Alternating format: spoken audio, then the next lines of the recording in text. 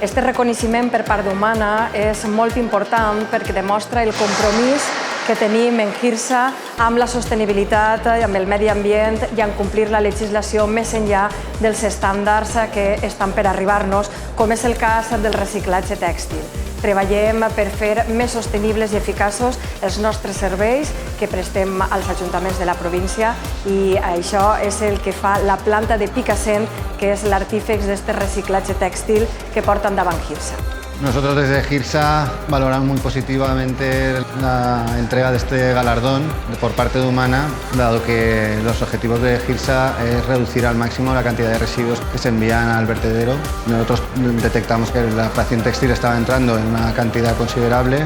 Nos pusimos en contacto con Humana, conocedores de su actividad, y finalmente llegamos a un acuerdo con el que estamos recogiendo y recuperando ropa usada que de otra manera iría a vertedero.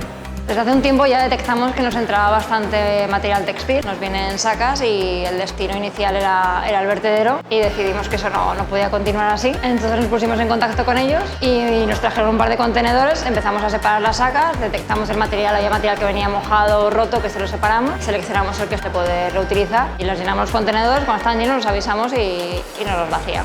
Para Hirsa ha sido una satisfacción haberlo recibido porque nosotros en nuestro código genético está la mejora y la conservación del medio ambiente y todo lo que sea el reciclaje nos interesa mucho. Y lo más importante de haber recibido el premio es que además nuestro trabajo no está dirigido a recibir premios, sino que nos lo han dado, pero nosotros no buscábamos nada, sino que ha sido una satisfacción. Nos hemos quedado sorprendidos y estamos muy contentos, la verdad.